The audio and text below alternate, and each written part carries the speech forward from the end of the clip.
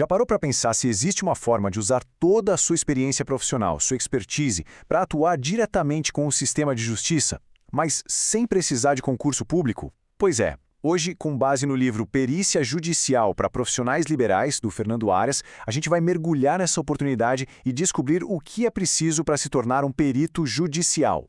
Olha só o nosso roteiro. A gente vai começar entendendo o problema central que a justiça enfrenta. Daí, vamos ver como o perito surge como a solução, quem pode ser qual é o caminho para atuar, o que exatamente se faz nesse trabalho e, por fim, a oportunidade incrível que tudo isso representa. Então, vamos lá. Começando pelo começo. Para entender o papel do perito, primeiro a gente precisa entender um desafio gigantesco que a justiça tem.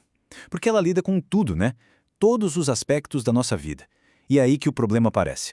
Pensa um pouco comigo. Um juiz ou uma juíza entende tudo de lei, certo? Mas, e na hora de julgar se uma cirurgia deu errado por negligência? Ou se um prédio tem um defeito estrutural perigoso? Ou se os cálculos de um contrato financeiro estão certos? Não dá para exigir que saibam de tudo isso. A justiça precisa de algo a mais. E o mais interessante é que a solução está na própria lei. O sistema reconhece essa limitação. O artigo 156 é claríssimo. Não diz que o juiz pode ser assistido. Diz que ele deve, é uma obrigação. Para que a decisão seja justa, o juiz precisa de ajuda especializada. E é essa necessidade que abre a porta para a figura que a gente vai conhecer agora. E é exatamente aqui que entra em cena essa peça fundamental no tabuleiro da justiça, o perito judicial. De um jeito bem simples, o perito é tipo um tradutor. Ele pega um assunto super técnico, super complexo e traduz aquilo para uma linguagem clara, objetiva, que o juiz consiga entender e usar para tomar a decisão. E a palavra-chave aqui é imparcialidade. O perito não está lá para torcer para ninguém, mas sim para apresentar a verdade técnica. E ponto. E olha que legal essa analogia. Existe uma expressão em latim, longa manus, que significa literalmente braço longo. Ela descreve perfeitamente o papel do perito. Ele funciona como uma extensão do próprio juiz, alcançando aquelas áreas de conhecimento que estão fora do domínio do direito. É o braço técnico da justiça. Bom, a essa altura pode parecer que estamos falando de um clube bem fechado, né? Mas a realidade é bem diferente e, eu diria, até surpreendente. Vamos ver agora quem de fato pode assumir essa função tão importante.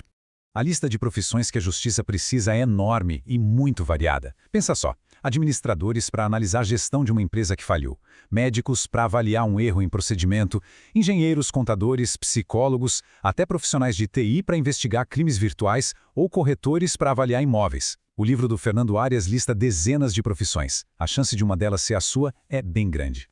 E aqui, gente, está o pulo do gato para muita gente no Brasil. Presta atenção. Para ser perito judicial, não precisa passar anos estudando para um concurso. É uma nomeação que se baseia na sua competência técnica, na sua experiência profissional. Isso torna o acesso ao trabalho com a justiça muito mais direto. Ok, então se não é por concurso, como é que se chega lá? O caminho é bem mais simples do que se imagina, baseado em qualificações bem claras. Basicamente são 3 pilares. Primeiro, a capacidade técnica. Você tem que ser comprovadamente bom na sua área. Segundo, idoneidade. Precisa ter uma reputação limpa, uma conduta ética. E terceiro, não ter impedimentos legais, ou seja, não pode ter nenhum conflito de interesse com aquele caso específico, para garantir a imparcialidade total.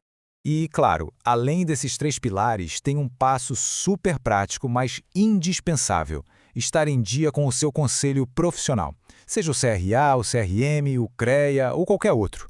É isso que prova formalmente que se tem a habilitação legal para exercer a profissão. Muito bem. Agora que a gente já sabe quem pode ser um perito e o que é preciso, vamos entender o que essa pessoa faz no dia a dia do trabalho. Qual é a missão? Primeiro, é super importante separar as coisas. A perícia judicial, que é o nosso foco, acontece dentro de um processo, para ajudar o juiz. Já a perícia extrajudicial acontece fora dos tribunais. Pode ser, por exemplo, para avaliar uma empresa antes de uma venda. As duas são importantes, mas a missão do perito judicial é servir à justiça. Então, o trabalho se resume a isso: investigar e relatar. O grande produto final de todo o esforço do perito é um documento, o famoso laudo pericial. É nesse relatório que toda a análise técnica é organizada e entregue para o juiz. E esse laudo não é uma simples opinião, não. É um documento muito bem estruturado, ele tem que explicar o que foi investigado, como foi investigado, apresentar a análise detalhada de tudo que foi encontrado e, no final, chegar a uma conclusão lógica, imparcial e, o mais importante, baseada só nas evidências técnicas. E com isso, chegamos à nossa última parte, que junta as duas pontas da nossa conversa de hoje. A chance de contribuir com a justiça e, ao mesmo tempo, ter uma ótima oportunidade profissional. A mensagem final é essa, bem direta. Atuar como perito judicial é uma maneira de ser remunerado por um conhecimento que já se tem, por toda uma carreira de experiência e, ao mesmo tempo, ter um papel ativo, fundamental, para que a justiça seja feita da forma mais correta possível. E para fechar, fica essa reflexão. Em algum lugar, neste exato momento, um processo pode estar parado, esperando por um conhecimento técnico muito específico. Quem sabe a expertise de um profissional não seja exatamente a peça que falta nesse quebra-cabeça para que a justiça possa, finalmente, ser feita.